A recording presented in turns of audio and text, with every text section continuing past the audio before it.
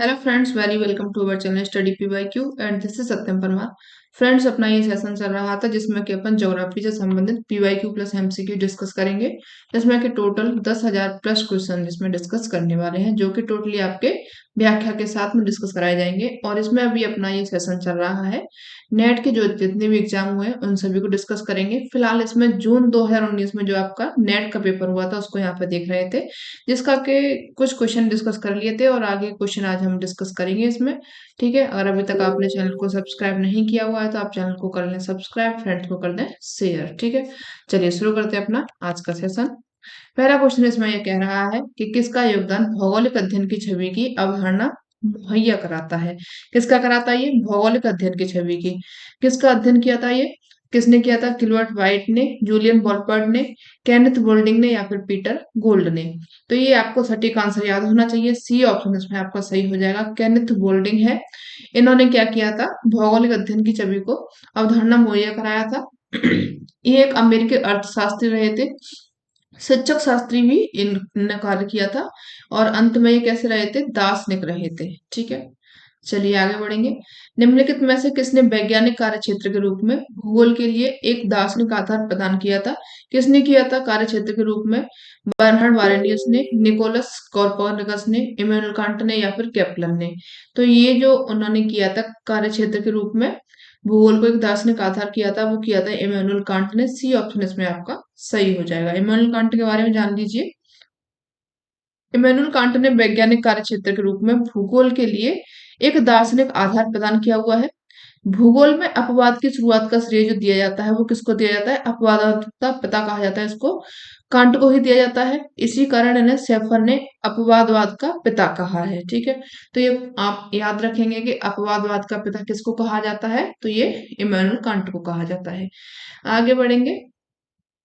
दो क्वेश्चन दिए इसमें, असर्शन रीजन के दो फैक्ट्स दिए गए, इनको देख लीजिए।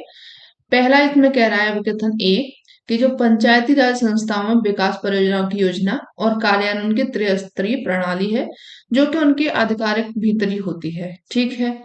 दूसरा इसमें कहा गया, इसका रीजन दिया गया है कि जो पंचायती राज है अधिनियम से योजना निर्माण की प्रक्रिया में स्थानीय निकायों की भागीदारी की शक्ति प्रदान की गई है।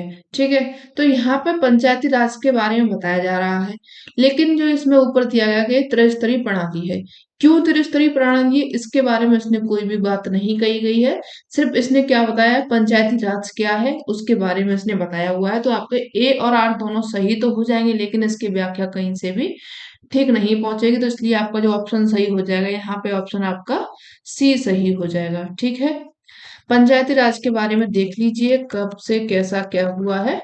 पंचायती राज का जो शुभारंभ होता है स्वतंत्र भारत में, जो पूरे भारत में हुआ था, इसका शुभारंभ कब हुआ था?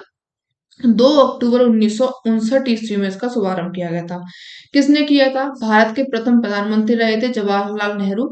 इन्होंने राजस्थान राज्य के नागौर जिला में इसका शुभारंभ किया था। ठीक है, सबसे पहले कहाँ पे हुआ था? राजस्थान का नागौर जिला है, यहाँ पे हुआ था। 73वां संविधान संशोधन पंचायती राज से संबंधित है। देखिए क्वेश्चन है आपका पॉलिटी का है, लेकिन पूछा कहाँ पे गया है? ज्योग्राफी में इसको पूछा गया है। 73वां संविधान संशोधन हुआ, पंचायती राज से संबंधित है, और इसके द्वारा संविधान के भाग हैं भाग 9 अनुच्छेद 243, अनुसूची 11 का प्रावधान इसमें किया गया है। ठीक है, तो ये सभी आप याद रखेंगे, कभी कभार पूछ लिया तो बताने में कोई हर्ज नहीं है। आगे बढ़ेंगे, नेक्स्ट क्वेश्चन देख लेंगे। नेक्स्ट क्वेश्चन इसमें दिया गया है, निम्नांकित परवन ग्राफ को बीटा इंडेक्स का परिकलन करना है। बीटा इंडेक्स निकालते कैसे हैं? तो इसमें आपको एजेज एंड वर्टेक्स देखने हैं। जो एज होते हैं आपके वो हो जाएंगे, ये एज होते हैं, और जो आपके पॉइंट्स होते हैं इनको कहा जाता है क्या? वर्टेक्स कहा जाता है। ठीक है, और जो बीटा इंडेक्स होता है इसका एक फॉर्मूला होता है निकालने का। इसका फॉर्मूला होता है, काफी इजी है, एजेस अपॉन वर्टेक्स इसका फॉर्मूला होता है। ठीक है, तो अब आप एजेस गिन लीजिए कितने हैं। जो ये पाथ होते हैं इनको कहा जाता है क्या? एजेस कहा जाता है। ठीक है, तो इनको गिन लीजिए। एक हो गया, नंबर डालते जाइए, एक हो जाएगा आपका, एक दूसरा हो गया ये, तीसरा हो जाएगा ये, ठीक है, ये चौथा हो जाएगा, ये पांचवा हो जाएगा, ये छठवा हो जाएगा, 7 8 9 10 11 12। टोटल एजेस कितने हो गए? 12 हो गए। वर्टेक्स अगर देखे जाएंगे यहाँ पे तो वर्टेक्स आपके ये पॉइंट्स हो जाएंगे जहां पे इनका मिलन बिंदु होता है। तो एक हो गया, दो हो गए, तीन, चार, पांच, छह, टोटल कितने में यहाँ पे वर्टेक्स हो गए? वर्टेक्स यहाँ पे टोटल हो गए छह। अब इसका बीटा इंडेक्स निकालना है तो इजी, आप इनका डिवाइड कर देंगे। बीटा इंडेक्स कितना आ जाएगा इनका? बीटा इंडेक्स बराबर 2 हो जाएगा, 2 ही इसका आंसर हो जाएगा। ठीक है, चलिए आंसर देख लीजिए ऊपर कितना आंसर इसका दिया हुआ है। सी ऑप्शन इसमें आपका सही हो जाएगा। ठीक है, चलिए आगे बढ़ेंगे। अब यहाँ पे ये आ गए किस्टोलर महोदय, इनके दिए गए हैं मान। इनका मान अगर आप देखेंगे के बराबर 7 दिया गया है, तो के बराबर 7 कितना, एक प्लस करना है इसमें, तो ये कितना हो जाएगा? ए हो जाएगा इसका ऑप्शन सही। और के बराबर 3 में अगर देखा जाए तो 3 में यहाँ पे हो जाएगा इसका 128, 512, 20, ये इसका तीसरा हो जाएगा। एंड के बराबर 4 हो जाएगा, नहीं ये नहीं होगा, यहाँ पे रुकिए। हाँ, अगर इसमें के बराबर 7 दिया गया है तो 7 का जो सही से मिलन हो जाएगा वो हो जाएगा के बराबर 6, 42, 294। और के बराबर अगर 4 दिया गया है तो यहाँ पे हो जाएगा इसका 128, 512, 20 हो जाएगा। और के बराबर 13 में देखा जाए तो 13 में ये हो जाएगा 13 दूनी 26 प्लस 1 27। ठीक है, और के बराबर यहाँ पे 3 दिया गया तो ये हो जाएगा आपका ये। ठीक है, तो जो आपका ऑप्शन सही हो जाएगा बी ऑप्शन यहाँ पे ये सही हो जाएगा। चलिए आगे बढ़ेंगे। ये आपके एसडीजी गोल्स दिए गए हैं, उनको देख लीजिए। जो सतत विकास लक्ष्य में कितने उद्देश्य, गोल या फिर कितने लक्ष्य, टारगेट शामिल रखे गए थे? कितने रखे गए थे आप लोगों को याद होंगे? 17 उद्देश्य और 132 लक्ष्य रखे गए थे। या फिर इसमें 17 उद्देश्य 169 लक्ष्य रखे गए थे, 15 उद्देश्य या फिर 123 लक्ष्य रखे गए थे, या फिर 10 उद्देश्य और 115 लक्ष्य रखे गए थे। ये जो आपका एसडीजी है, सतत विकास लक्ष्य है, इसमें इसमें कितने रखे गए थे? 17 उद्देश्य रखे गए थे और 169 लक्ष्य रखे गए थे। अंतर्राष्ट्रीय समुदाय ने संयुक्त राष्ट्र के माध्यम से 17 उद्देश्य रखे गए थे, 169 सतत लक्ष्य रखे गए थे। ऐतिहासिक योजना शुरू की गई थी जिसका उद्देश्य था 2030 तक, कब तक? 2030 तक अधिक संपन्न, अधिक समतावादी, अधिक संरचित विश्व की रचना करना। इसकी बैठक हुई थी 2015 में, जिसमें के 193 सदस्य देशों ने अनुमोदित किया था। ठीक है, कितने टोटल सदस्य आए थे यहाँ पे? 193 सदस्य यहाँ पे बैठे हुए थे। आगे बढ़ेंगे, नेक्स्ट क्वेश्चन इसमें दिया गया है, निम्नलिखित में से कौन सम्मिलित नहीं है, पूछा गया है। समस्थिति प्रणाली क्या होती है इसके बारे में पूछा गया है। तो जो समस्थिति प्रणाली होती है ये होती है पारिस्थितिक स्थिरता बनाए रखने हेतु परतंत्र में होने वाले किसी परिवर्तन का प्रति संतुलन स्थापित करने हेतु प्राकृतिक परतंत्रों में अंतर्निहित स्व विनियम प्रणाली होती है। इसको कहा जाता है क्या? समस्थिति, यानी कि समान स्थिति बनाए रखने वाली प्रणाली हो जाएगी। तो ए तो आपका हो जाएगा सही। आगे बढ़ेंगे, समपारिस्थितिकी क्या होता है? जैव समुदायों के बीच के जटिल अंतर संबंधों का अध्ययन जो किया जाता है वो किसमें किया जाता है? समपारिस्थितिकी में किया जाता है। तो बी ऑप्शन सही हो जाएगा। निवल प्राथमिक उत्पादन, इसमें क्या होता है? पोषक स्तर 1 में संग्रहित ऊर्जा अथवा कार्बनिक पदार्थ की मात्रा होती है। तो ये क्या होता है आपका? निवल प्राथमिक उत्पादन होता है, यानी कि जो आपका पोषक स्तर फर्स्ट होता है ना, पहला होता है, उसमें जो ऊर्जा होती है या फिर कार्बनिक पदार्थ की मात्रा होती है उसको ही कहा जाता है क्या? निवल पारिस्थितिकी कहा जाए, या फिर गंभीर पारिस्थितिकी, इसको निवल प्राथमिक उत्पादन कहा जाता है। गंभीर पारिस्थितिकी क्या होती है? इसका अर्थ होता है कि ये नृकद्रव्यवादी दृष्टिकोण पर आधारित पर्यावरण होता है। ये ऐसा कुछ भी नहीं होता, ये मानव भी पृथ्वी का भाग होता है, ये गंभीर पारिस्थितिकी में आता है। तो डी ऑप्शन आपका गलत हो जाएगा। और ये अगर गलत है तो आंसर आपका जो सही होगा वो क्या हो जाएगा? डी ऑप्शन इसमें आपका सही हो जाएगा। ठीक है, गंभीर पारिस्थितिकी क्या होती है उसके बारे में जान लीजिए। गंभीर पारिस्थितिकी शब्द 1970 में नॉर्वे के अर्नेल्स, इनके द्वारा इसको प्रतिपादित किया गया था। गंभीर पारिस्थितिक तंत्र का अर्थ होता है मानव भी पृथ्वी का भाग है। क्या होता है कि जो इंसान है, ह्यूमन है, ये क्या है? पृथ्वी का भाग है। अगर पृथ्वी पर कोई भी परिवर्तन आता है तो मानव भी उससे प्रभावित होगा। ये किसमें कहा गया था? गंभीर पारिस्थितिक तंत्र में ये कहा गया था। ठीक है, इसको आप अच्छे तरीके से याद रखेंगे। ठीक है, चलिए आगे बढ़ेंगे। नेक्स्ट है आपको जलप्रपात दिए गए हैं तथा नदियों के नाम दिए गए हैं। कौन सा जलप्रपात किस नदी में देखने को मिलता है, तो उनको बना लेते हैं। जोग प्रपात ये आपका सबसे फेमस है। ये कहाँ पर देखने को मिलता है, ये जोग जलप्रपात आपको देखने को मिलेगा शरावती नदी पर। दूध सागर जलप्रपात है, ये आपको देखने को मिलेगा मांडेरी नदी पर। शिव समुद्रम है, ये आपको देखने को मिलेगा कावेरी नदी पर। और दुदुमा जलप्रपात ये आपको देखने को मिलेगा मचकुंद नदी पर। ठीक है, तो आपका जो ऑप्शन इसमें सही से मैच्ड हो जाएगा, सी ऑप्शन यहाँ पे आपका सही से मैच्ड हो जाएगा। चलिए आगे बढ़ेंगे। निम्नलिखित में से कौन सा युग्म सुमेलित नहीं है, पूछा गया है। कौन किससे संबंधित नहीं है, जूलियन बॉलपार्ट है, ये व्यवहारगत दृष्टिकोण से संबंधित है। अरस्तु है, अरस्तु का दृष्टिकोण कैसा रहा था, आगमनात्मक या फिर निगमनात्मक रहा था। तो जो अरस्तु रहे थे उनका जो दृष्टिकोण था आगमनात्मक ही था। ए बी भी आपका सही हो जाएगा। रेड जेल थे, मनुष्य भूमि दृष्टिकोण इन्होंने रखा हुआ था, बिल्कुल रखा था इन्होंने।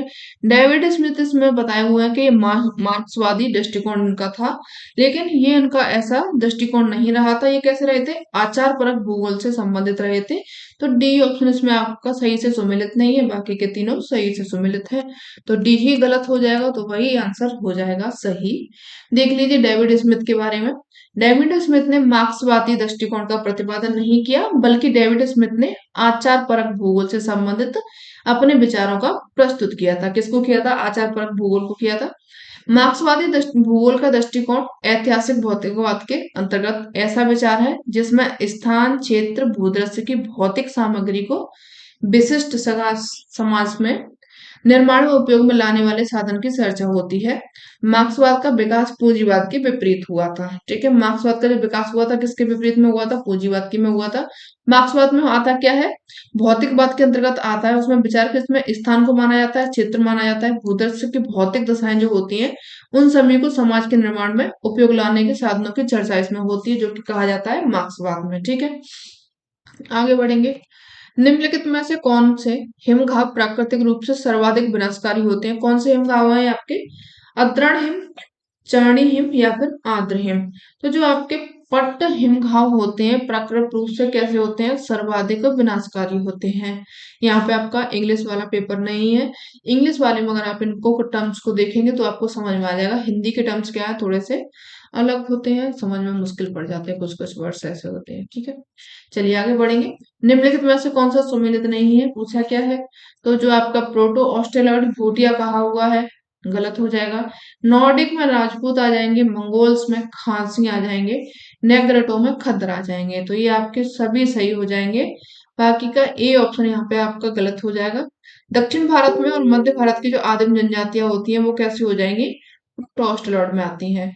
आदिम जनजाति जो होती है उनमें चेंचू आएंगी, मलयान आएंगी, कोयम्बा आएंगी, ये वह आएंगी, मुंडा है, संथाल है, ये सब किसमें आते हैं, आदिम में आते हैं। कोलबर्ग प्रोटो ऑस्ट्रेलॉइड में भी ये सब किसमें आ जाएंगे, प्रोटो ऑस्ट्रेलॉइड में आ जाएंगे। भूटिया नहीं आएगी कहीं पे भी। आगे बढ़ते हैं। ठीक है,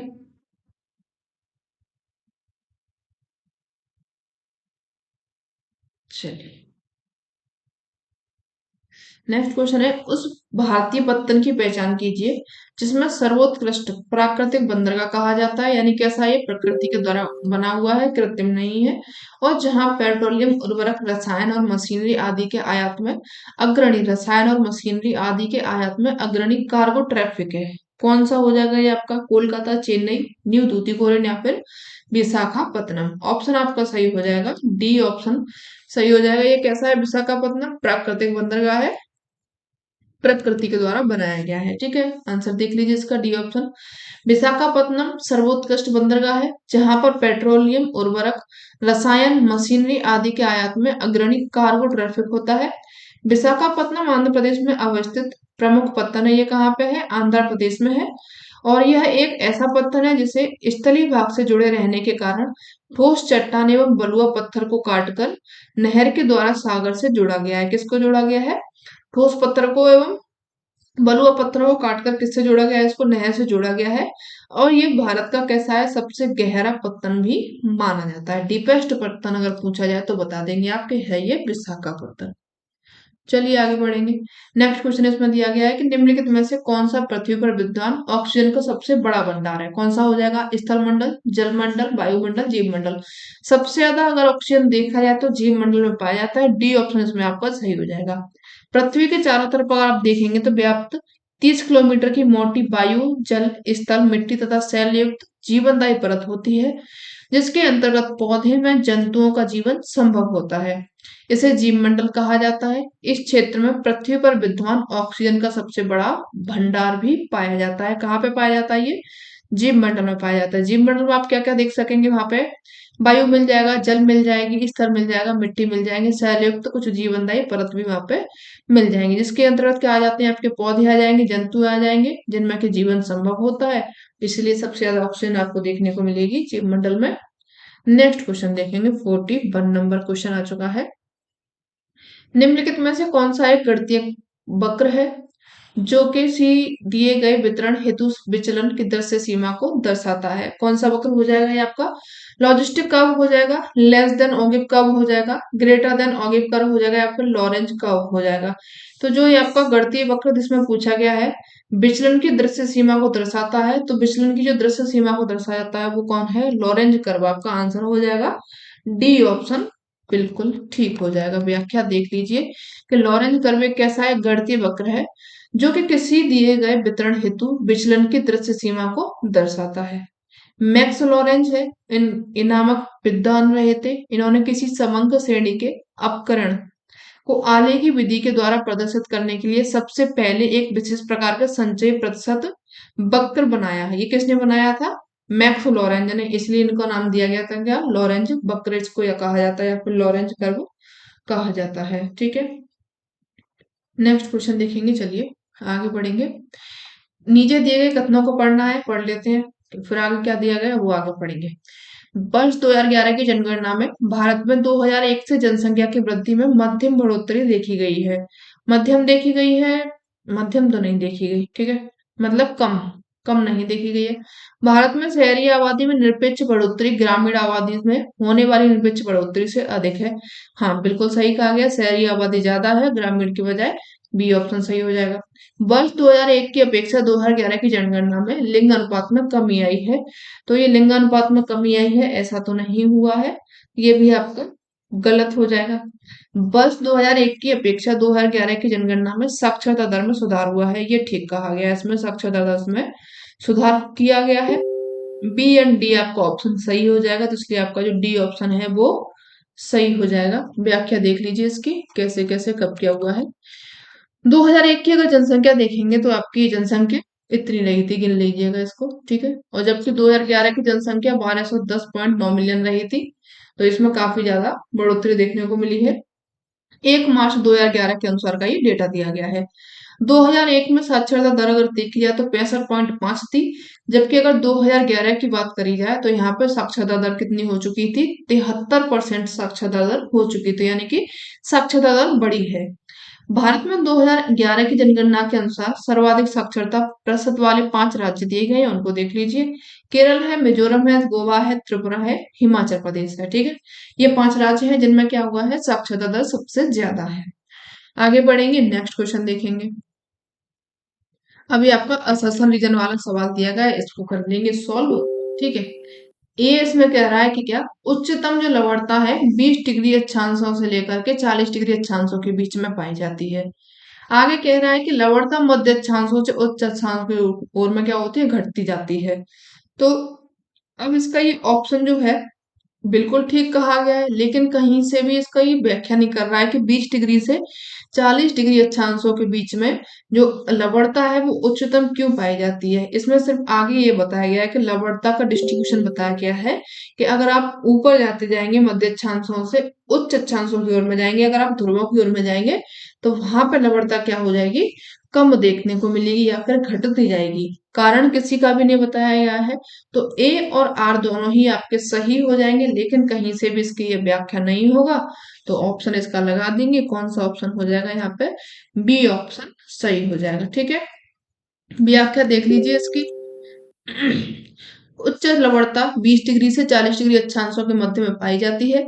इन अक्षांशों पर उच्च दाब पाया जाता है। क्या पाया जाता है? हाई प्रेशर पाया जाता है, जिस कारण के यहाँ पर वर्षा की मात्रा कम होती है तब बाष्पीकरण वर्षा से यहाँ पे अधिक हो जाता है। बाष्पीकरण क्या होता है, क्योंकि यहाँ पर सूरज की किरणें हमेशा सीधी पड़ती हैं।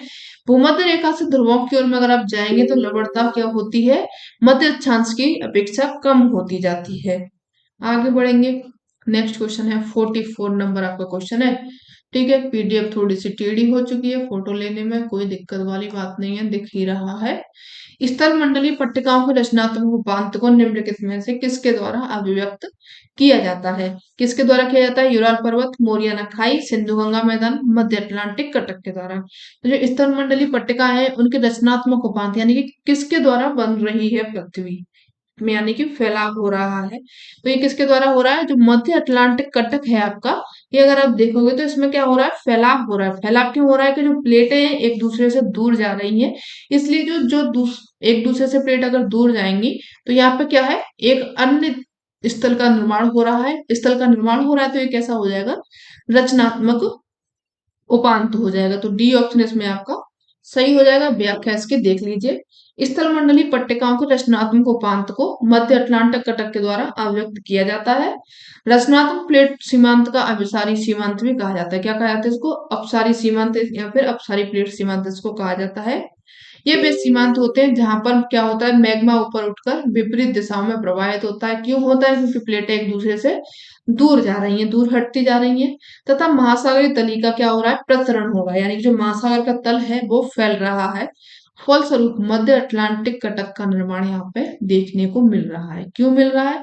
क्योंकि जो प्लेटें हैं वो एक दूसरे से दूर जा रही है, मैग्मा का हो रहा है फैलाव हो रहा है, तो बन रहा है क्या? महासागर की तली हो रही है चौड़ी। आगे बढ़ेंगे, निम्नलिखित में से कौन रोमन भूगोलवेत्ता रहे थे? रोमन कौन रहे थे? हिप्पार्कस, हेकेटियस, स्ट्रैबो या फिर पोसिडोनियस?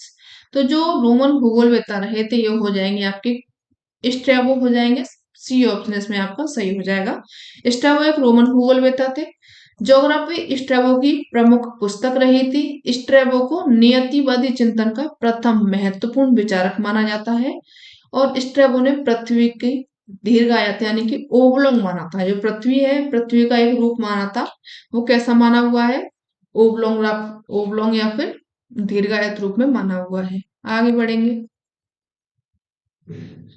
ये भी आपका असर्शन रीजन का क्वेश्चन है, देख लीजिए इसको। नीचे दो कथन दिए गए हैं, एक अभिकथन को दूसरे कथन तर्क से जोड़ना है। आर का आ गया, इसको देख लेते हैं। रिटर एक स्वदेशीवादी था और उसका ईश्वर में दृढ़ विश्वास था।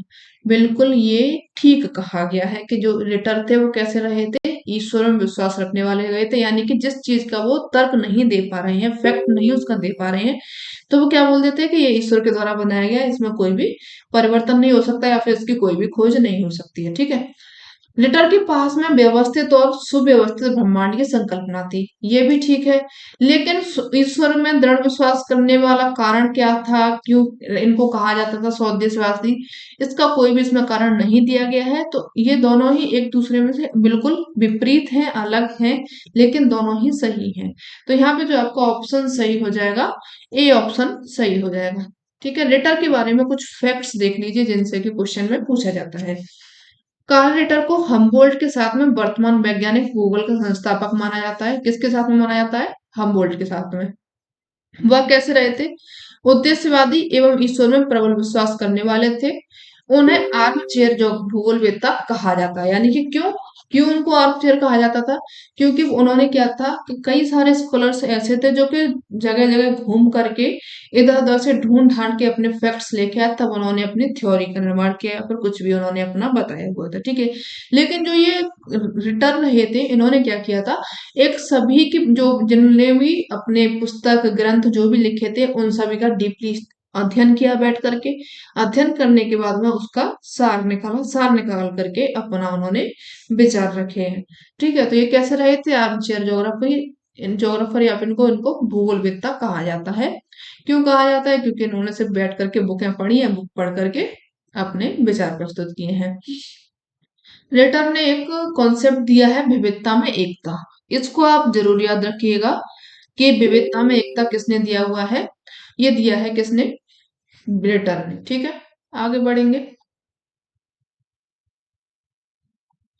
नेक्स्ट क्वेश्चन है इसमें आपका जीआईएस में निम्नलिखित में से कौन सा आंकड़ा आरूप फॉर्मेट उपग्रह से प्राप्त तस्वीरों को संगत होता है? कौन सा फॉर्मेट होता है ये तस्वीरों में? सीएडी आंकड़ा प्रारूप, डीएलजी, वेक्टर डाटा या फिर रास्टर डाटा। तो जो तस्वीरों में आपको देखने को मिलता है, जो आपके फोटो चित्र होते हैं, उनमें क्या देखने को मिलेगा? रास्टर आंकड़ा आरूप देखने को मिलता है। देख लीजिए आगे इसकी व्याख्या दी गई है, क्या होते हैं रास्टर डाटा। इनको देख लीजिए, जीआईएस में राष्ट्र आंकड़ा आरूप उपग्रह से प्राप्त तस्वीरों को संगत करता है। क्या करता है? जो तस्वीरें होती हैं उपग्रह से ली जाती हैं उनको एक तरह से बनाता है। राष्ट्र विधि में संग्रहण तथा प्रतिबिंब प्रक्रिया के लिए अत्यधिक कंप्यूटर स्पेस एवं स्मृति की आवश्यकता होती है। क्या होती है? कंप्यूटर का स्पेस चाहिए होता है और स्मृति होती है, उनकी आवश्यकताएं चाहिए होती है। राष्ट्र विधि में सुदूर संवेदन आंकड़ों के साथ मानचित्र आंकड़ों का एकत्रीकरण तथा प्रतिस्थापन करना आसान होता है। जो राष्ट्र विधि होती है उसमें सुदूर संवेदन आंकड़ों के साथ साथ में मानचित्र को आकलन एवं एकत्रीकरण करना, उनको इकट्ठा करना और उनका प्रतिस्थापन करना, ये सभी क्या होता है उसमें आसान हो जाता है। राष्ट्र विधि में अनुरूपण यानी कि सैमुलेशन करना सरल हो जाता है, क्योंकि प्रत्येक धरातलीय इकाई एक ही आकार तथा आकृति की होती है। ठीक है, आगे बढ़ेंगे। काई स्क्वायर टेस्ट पूछा गया है इसमें आपका, निम्नलिखित में से किसकी माप होती है? किसकी माप की जाती है काई स्क्वायर टेस्ट से?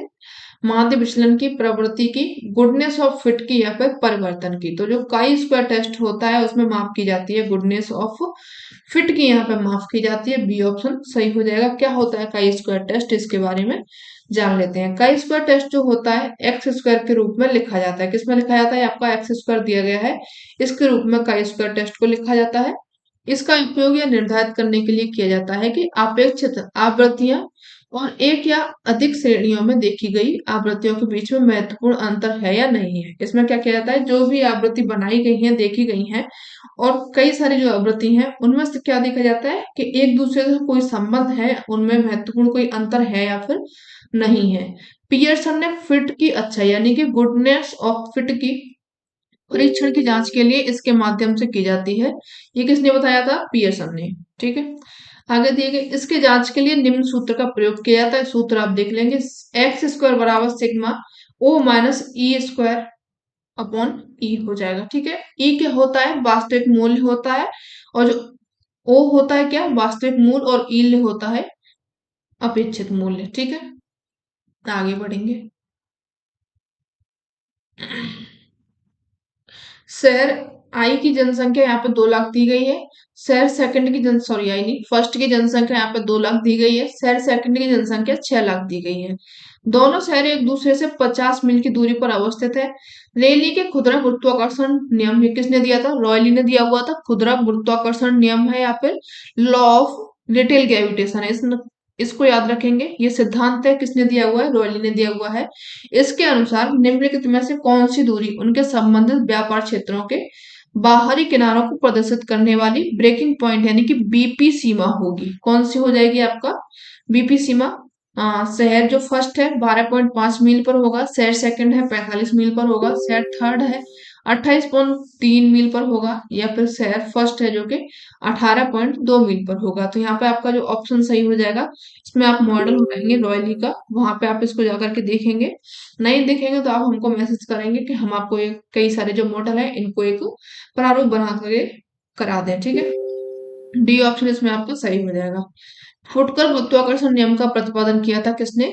रॉयली ने या फिर रेली ने किया था। इस नियम के अनुसार किसी नगर से प्राप्त फुटकर व्यापार की मात्रा उस नगर की जनसंख्या के प्रत्यक्ष अनुपात में तथा उस नगर के बीच की दूरी के वर्ग के विपरीत अनुपात में होती है। ये किसने दिया था? रॉयली ने दिया था। इसका एक सूत्र है S1/S2 बराबर P1/P2 स्क्वायर, इसका कोष्टक में D2/D1 equal to whole square. ठीक है, ये इसका सूत्र रहा था किसका? फुटकर गुरुत्वाकर्षण नियम का, जो कि दिया हुआ है रॉयली ने। आगे बढ़ते हैं। किस महादेश में ओपेक के सदस्य देशों की अधिकतम संख्या है? कौन सा महादेश हो जाएगा जिसमें कि ओपेक के सदस्य सबसे ज्यादा है? एशिया है, अफ्रीका है, दक्षिण अमेरिका है या फिर यूरोप है? तो जो आपका अफ्रीका हो जाएगा। इसमें क्या है? ओपेक में सबसे ज्यादा सदस्य किसके देखे जाएंगे? आपको अफ्रीका के देखेंगे मिलेंगे। देख लीजिए कितने कितने सदस्य कहाँ से हैं। ओपेक है, यानी कि इसकी फुल फॉर्म देख लीजिए, Organization of the Petroleum Exporting Countries, यानी कि ओपेक इसकी फुल फॉर्म हो जाएगी, शॉर्ट फॉर्म हो जाएगी और ये इसकी फुल फॉर्म हो जाएगी। पेट्रोलियम उत्पाद में 14 देशों का संगठन है। टोटल कितने हैं? 14 देश हैं। इसकी स्थापना 1960 में हुआ था। इस संगठन में निम्न देश हैं। अफ्रीका के देख लीजिए, अफ्रीका के टोटल कितने हैं? अल्जीरिया है, अंगोला है, गिनी है, गिबन है, लीबिया है, नाइजीरिया है, कांगो है। टोटल हो जाएंगे 3, 4, 5, 6, 7 हो जाएंगे। एशिया में ईरान, इराक, कुवैत, सऊदी अरब, संयुक्त अरब अमीरात और दक्षिण अमेरिका के हो जाएंगे वेनेजुएला एवं इक्वाडोर। तो सबसे ज्यादा किसके हो जाएंगे यहाँ पे? दक्षिण सॉरी, अफ्रीका के यहाँ पे सबसे ज्यादा सदस्य देखने को मिलेंगे। आगे बढ़ेंगे। किसी वैश्विक शहर के लिए निम्नलिखित में से कौन सा कथन सही पूछा गया है? वैश्विक शहर क्या होना चाहिए? वैश्विक शहर के पास में कोई वित्तीय संस्था बिल्कुल नहीं होती है, बिल्कुल गलत हो जाएगा। वैश्विक शहर प्राकृतिक सांस्कृतिक रूप से एक रूप होता है। एक रूप तो कहीं भी नहीं देखने को मिलेगा। पूरे इंडिया में चले जाइए तो पूरे वैश्विक शहर में कहां से मिल जाएगा? वैश्विक शहर अनेक अंतर्राष्ट्रीय निगमों का मुख्यालय होता है, बिल्कुल होता है। कई तभी तो वो वैश्विक बना हुआ है, क्योंकि वहां पे क्या है, कई सारे अंतर्राष्ट्रीय निगम हैं, उनके मुख्यालय यहाँ पे बने हुए हैं, इसीलिए उनको वैश्विक शहर की ग्लोबल सिटी की संज्ञा दी जाती है। वैश्विक शहर शायद ही नए विचारों और नवाचारों का केंद्र होता है, बिल्कुल गलत है। सबसे ज्यादा जो नए विचार हैं, नवाचार हैं, वो कहाँ पे देखने को मिलेंगे? वैश्विक शहर में देखने को मिलेंगे। वैश्विक शहर क्या होता है, उनकी व्याख्या देख लीजिए। वैश्विक शहर में अनेक अंतर्राष्ट्रीय निगमों का मुख्यालय होता है। यहाँ पे प्राथमिक तौर पर देखा जाए तो यहाँ पे आर्थिक है, सामाजिक, सांस्कृतिक, राजनीतिक, प्रौद्योगिक तत्वों में परस्पर आदान प्रदान होता रहता है। क्यों होता रहता है? क्योंकि उनमें अंतर होता है, तभी तो उनका आदान प्रदान होता रहता है। आगे बढ़ेंगे। एकरमेन या फिर अभिगमन ट्रांसपोर्ट निम्नलिखित में से किससे होता है? महासागर के ऊपरी भाग से, मध्य बेलापूर्ववर्ती सतह से, बैथी पैलेजिक सतह में या फिर महासागरीय तली में। तो ये देखिए कितना इजी आपको क्वेश्चन पूछा गया है कि ट्रांसपोर्ट इसमें कहाँ से होगा। तो बिल्कुल सीधा सी बात है, जो महासागर का ऊपरी भाग होगा वहीं से तो क्या होगा, आपका ट्रांसपोर्ट होगा। व्याख्या इसकी ये किसने दिया था? सिद्धांत है एकरमैन ने दिया हुआ है। एकरमैन का है, एकरमैन परिवहन गति का सिद्धांत 1902 ईस्वी में दिया हुआ है। 1902 में दिया है। तो इसका आगे देखेंगे। उनका मानना था कि जो महासागर का संचलन है, जो महासागर संचलन है, हवाई ऊर्जा का मुख्य स्रोत होता है। जो ऊर्जा उनमें आती है वो क्या उनका स्रोत माना था? हवाओं को माना हुआ है। महासागरीय धाराएं वायु के घर्षण द्वारा प्रभावित होती हैं और वायु 10 से 100 मीटर गहरे जल को गति प्रदान करती है, जिसके कारण क्या होता है? ट्रांसपोर्ट होता है या फिर देखने को मिलता है। ठीक है, चलिए आगे बढ़ेंगे। यदि किसी वलय में दोनों किनारे समानांतर होने के साथ ही एक दूसरे के क्षैतिज भी हो, यानी कि कोई वलय का दोनों किनारे हैं, समानांतर होने के साथ साथ में क्षैतिज भी होते हैं, तो ये किस प्रकार के वलन का उदाहरण होगा? सममिति वलन, विपरीत वलन, श्यान वलन या फिर समृद्ध वलन। तो ये आपका उदाहरण हो जाएगा श्यान वलन का। बी ऑप्शन सही हो जाएगा। क्या हो जाएगा? दोनों किनारे वलन होंगे, वलन होने के साथ में ये समानांतर भी होंगे, तो ये जो आपका वलन हो जाएगा, फोल्ड हो जाएगा, वो श्यान होता है। बी ऑप्शन इसमें आपका सही हो जाएगा। व्याख्या इसके देख सकेंगे कि यदि किसी वलन के दोनों किनारे समानांतर होने के साथ साथ एक दूसरे के साथ में क्षैतिज भी हो, तो ये श्यान वलन होता है। परिवलन यानी कि जो परिवलित होता है, एक फोल्ड के ऊपर दूसरा फोल्ड जो बनता है, उसी का ये उदाहरण होता है। ये जब दोनों दिशाओं में क्षैतिज संचलन के कारण समान संपीड़न के कारण वलन की दोनों भुजाएं समान रूप से झुक जाती हैं तथा दोनों तरफ एक दूसरे के इतने समीप आ जाती हैं कि दोनों भुजाएं समानांतर हो जाती हैं। इस तरह के समानांतर भुजा वाले वलन को सम्बन्ध वलन या फिर आइसोक्लाइन फोल्ड्स कहा जाता है। आगे बढ़ेंगे। ये आपके संसाधन दिए गए, क्षेत्र दिए गए, इनको मस्ट द फॉलोइंग करना है। कौन सा संसाधन कहाँ पे पाया जाता है? लो अयस्क अगर आप देखेंगे तो वो सबसे ज्यादा देखने को मिलेगा बाबा बुदन की पहाड़ियों में। ठीक है, उसके बाद में आपका जो हीरा है, हीरा आपको देखने को मिलेगा पन्ना जिला में। ठीक है, पन्ना की तमन्ना है कि हीरा मुझे मिल जाए, तो ये कहाँ पे मिलेगा? हीरा मिलेगा पन्ना जिला में। कोयला मिलेगा आपको सबसे ज्यादा झरिया में। ठीक है, कहाँ पे मिलेगा? कोयला देखने को मिलेगा झरिया में। और जो भूतापीय ऊर्जा है ये कहाँ पे होगी? गोगा वैली हो जाएगी। ऑप्शन आपका यहाँ पे सही से टिक हो रहा है, डी ऑप्शन। चलिए आंसर इसका देख लेते हैं। डी ऑप्शन इसमें आपका सही हो जाएगा। ठीक है, आगे बढ़ेंगे। माउंट सेंट हेलेंस विश्व के किस भाग में अवस्थित है? कहाँ पे है ये? आपका संयुक्त राज्य अमेरिका में है, जावा सागर में है, अंडमान सागर में, या फिर एशियन सागर में है? तो ये जो आपका माउंट सेंट हेलेंस है, ये कहाँ पे मिलेगा? संयुक्त राज्य अमेरिका में देखने को मिलेगा। ए ऑप्शन इसमें आपका सही हो जाएगा। माउंट सेंट हेलेंस है, संयुक्त राज्य अमेरिका में अवस्थित है। संयुक्त राज्य अमेरिका में स्थित अन्य पर्वत देख लीजिए कौन कौन से हैं। अलास्का रेंज है, रॉकीज पर्वत है, अपलेशियन पर्वत है, काकेस रेंज है, एवं सियरा आंद्रे है। ये सब कहाँ के हो जाएंगे? संयुक्त राज्य अमेरिका के पर्वत हो जाएंगे, जिसमें कि एक पूछा गया है माउंट सेंट हेलेन से इसका क्वेश्चन पूछा गया था। आगे बढ़ेंगे। निम्नलिखित में से किस क्रिया की वजह से निम्नावलन पैदा होता है? निम्न किसके द्वारा होता है? परपटी विभंजन के द्वारा, परपटी का मुड़ना, निमज्जन, उमज्जन। तो जो छोटा सा एक बलन पूछा गया है, ये किसके द्वारा होगा? अगर परपटी थोड़ी सी मुड़ जाएगी, इसके कारण क्या बन जाएगा? आपका निम्न बलन बन जाएगा। ठीक है, व्याख्या देख लीजिए। समबलन का प्रभाव दूर तक विस्तृत क्षेत्रों में होता है। इसके अंतर्गत भूतल या फिर विस्तृत भाग पर या तो ऊपर उठ जाता है, यानी कि जो इसका अगर कारण होता है, तो जो भूतल होता है पृथ्वी का तल होता है, इसका एक बहुत बड़ा भाग या तो ऊपर उठ जाता है या फिर नीचे धंस जाता है। क्षैतिज संचलन के कारण उत्पन्न संपीड़न के कारण धरातल के बीच का भाग क्या होता है? गुम्बद के आकार का उठ जाता है। इस तरीके का ये हो जाता है। ऊपर उठ जाता है तो उसे उत्संबरण यानी कि अपवर्ड्स कहते हैं। और जब धरातली भाग नीचे की ओर मुड़कर धंस जाता है, ये वाला भाग क्या होता है? धंस जाता है नीचे, तो इसको बेसिन या फिर गड्ढे का निर्माण होता है। इसे अवलन या फिर डाउनवर्ड्स कहा जाता है। इनको आप याद रखेंगे। अपवर्ड्स क्या होता है, डाउनवर्ड्स क्या होता है। इजी है काफी। ये जो ऊपर उठ गया भाग इसको अपवर्ड्स हो जाएगा, नीचे धंस गया भाग ये डाउनवर्ड्स हो जाएगा। ठीक है, आगे कुछ कटक्स दिए गए हैं और उनके महासागर दिए गए हैं। सोको ये रिस है, देख लीजिए इनकी। सोकोत्रा चागोज रिस, ये कहाँ पे मिलेगा आपको? ये देखने को मिलेगा हिंद महासागर में। ठीक है, इनकी स्थिति पूछी गई है, कौन से कटक कहाँ पे पाए जाते हैं। मिड अटलांटिक रिज, ये आपको बताने की जरूरत नहीं है, अटलांटिक महासागर में ही देखने को मिलेगी। कोकोस रिज, ये आपको देखने को मिलेगा प्रशांत महासागर में, बिल्कुल ठीक कहा गया है। और जो आपका स्पिट्स वर्जन रिज है, ये कहाँ पे देखने को मिलेगा? आर्कटिक महासागर में। चार महासागर से रिजेस पूछे गए हैं, तो आपका जो ऑप्शन सही हो जाएगा, डी ऑप्शन यहाँ पे बिल्कुल सही हो जाएगा, बाकी के सभी गलत हो जाएंगे। ठीक है, आगे बढ़ेंगे। निम्नलिखित में से कौन सा देश पेरिस समझौते से अपना पैर पीछे खींचना चाहता है? 2019 की बात कर रहा है ये। नीदरलैंड है, कनाडा है, ब्रिटेन है, संयुक्त राज्य अमेरिका है। तो ये कौन सा देश हो जाएगा जो कि पेरिस समझौते से अपना पैर पीछे खींच रहा है? यहाँ पे जो ऑप्शन सही हो जाएगा आपका, संयुक्त राज्य अमेरिका हो जाएगा, डी ऑप्शन, क्योंकि ये अमेरिका के बराबर चालाक होशियार कोई भी नहीं है। देख लीजिए व्याख्या इसकी। संयुक्त राज्य अमेरिका पेरिस समझौते से अपना पैर पीछे खींचना चाह रहा है। कारण क्या है?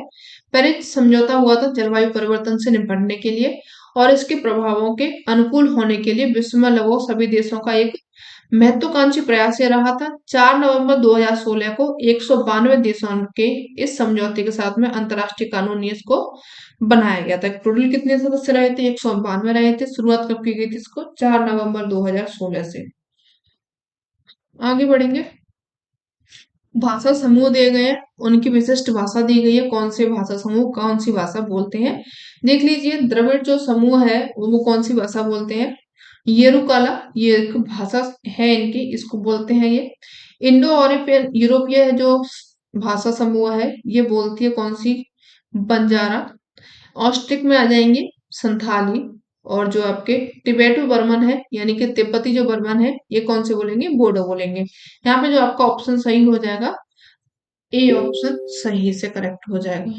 व्याख्या आगे बढ़ेंगे। नेक्स्ट क्वेश्चन इसमें दिया गया कि वर्ष 2011 की जनगणना के आंकड़ों के आधार पर भारत के निम्नलिखित राज्यों को वहां की घनी आबादी के वितरण के अनुसार अवरोही क्रम में लगाना, यानी कि बड़े से छोटे में इनको लगाना है। किसके लगाना है? ये राज्यों की घनी आबादी के रूप में लगाना है। सबसे ज्यादा अगर आपको आबादी देखने को मिलेगी तो पहले नंबर पे आपको दिया ही गया है उत्तर प्रदेश, क्योंकि अपना है ही उत्तर प्रदेश इतना अच्छा, यहाँ पे सबसे ज्यादा जनसंख्या देखने को मिल जाएगी। तो यहाँ पे आपका जो पहला हो जाएगा क्या? उत्तर प्रदेश। उत्तर प्रदेश में अगर किसी की बारी आएगी तो वो हो जाएगा महाराष्ट्र। महाराष्ट्र के बाद में बिहार हो जाएगा, बिहार के बाद में पश्चिम बंगाल हो जाएगा, जहां पे कि क्या है, घनी आबादी पाई जाती है सबसे ज्यादा। तो ए ऑप्शन इसमें आपका सही हो जाएगा, बाकी के सभी गलत हो जाएंगे। आगे बढ़ेंगे। किसी स्थान के मध्य तापमान और इसके अक्षांश के मध्य तापमान को अंतर को क्या कहा जाता है? जो तापमान में अंतर होता है उसको कहा जाता है तापमान असंगति। ताप व्युत्क्रम, व्युत्क्रम का मतलब क्या होता है, उल्टा होता है।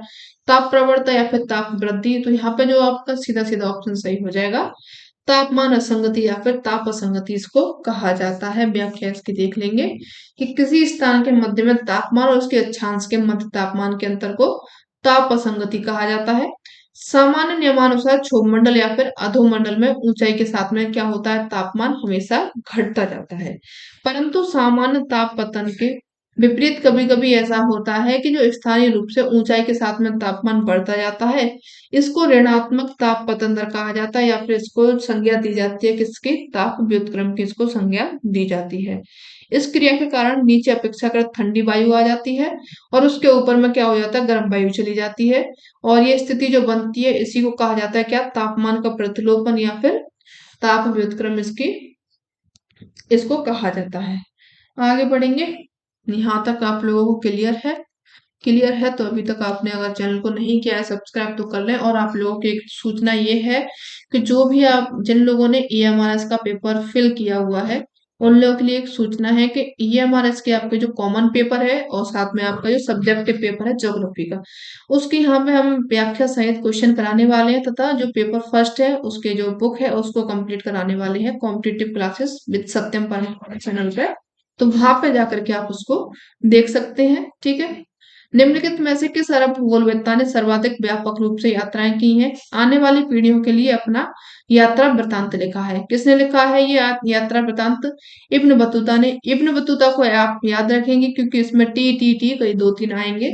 टी में से इब्न बतूता और टी फॉर ट्रेवलर हो जाएगा, तो यहाँ पे आपका ऑप्शन सही हो जाएगा, ए ऑप्शन, ठीक है।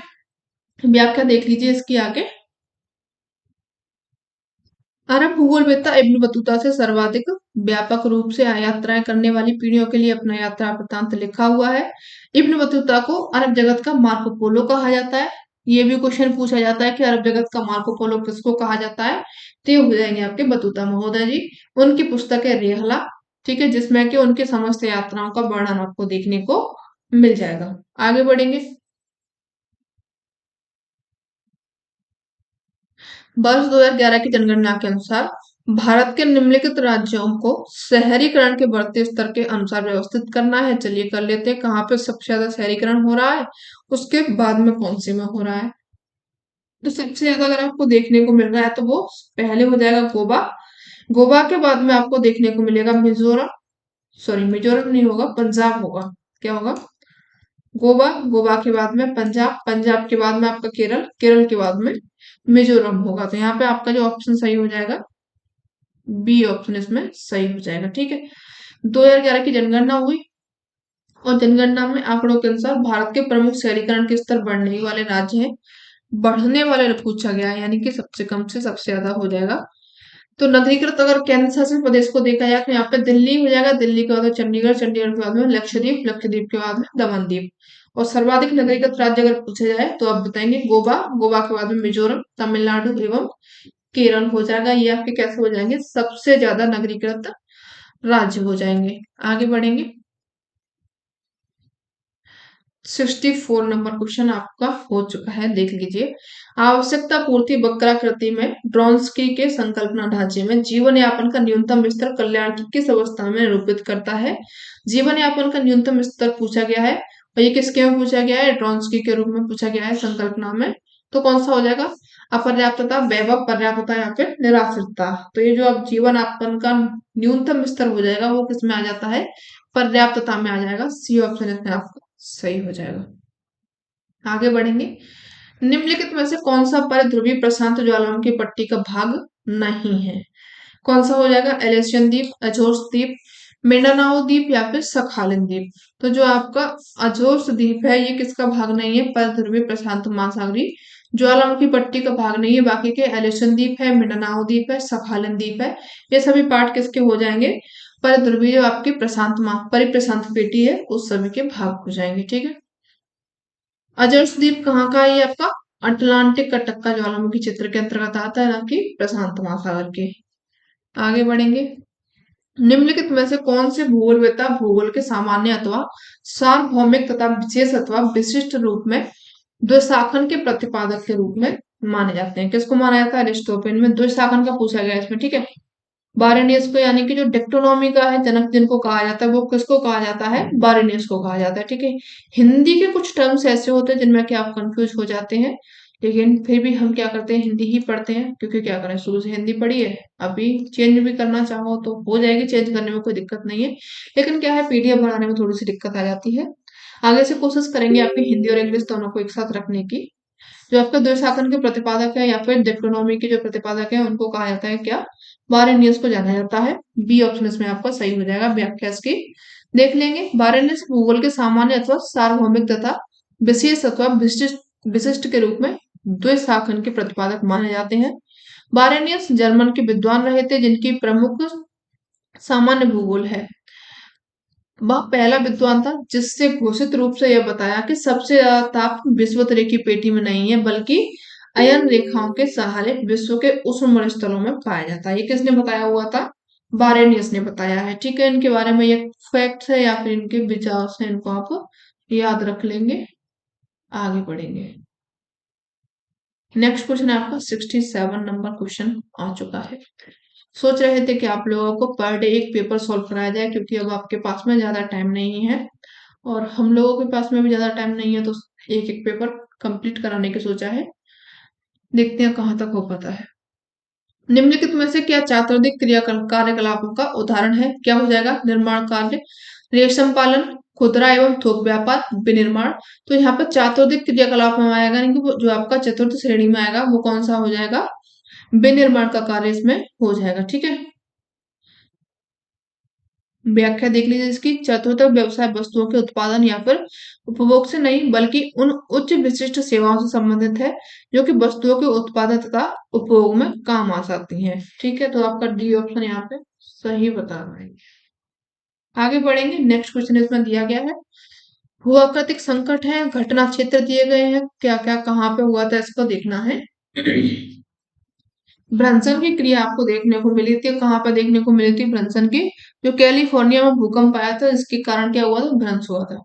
ज्वालामुखी का जो क्रिया हुई थी, संकट आया था, वो किसके कारण कहाँ पे आया हुआ है ज्वालामुखी वाला? तो ये आया है कराकाटोवा में भूकंप आया था 1883 में। ठीक है। दो स्थैतिक दबाव ये कहाँ पर देखने को मिला था? ये मिला था आपको यूनान में, जो भूकंप आया था उसके कारण, प्लेट खिसकने के कारण जो भूकंप आया था वो आया था गुजरात में 2001 में। ठीक है। आपका का जो ऑप्शन है यहाँ पे सही हो जाएगा, डी ऑप्शन यहाँ पे ये सही बता रहा है, तो इसको सही लगा देंगे। आगे बढ़ेंगे 69 क्वेश्चन की ओर में। निम्नलिखित में से कौन सा थॉर्नवेट के जलवायु वर्गीकरण का आधार माना गया है? कौन सा माना गया है? इसमें आप थोड़ा टिक लगा दें। इसमें माना गया है वर्षा प्रभाविता एवं तापीय दक्षता को इसमें माना गया है। थॉर्नवेट का जलवायु वर्गीकरण का आधार इसको माना गया है। ठीक है। ए ऑप्शन इसमें आपका सही हो जाएगा। आगे बढ़ेंगे, इसकी व्याख्या देख लेंगे।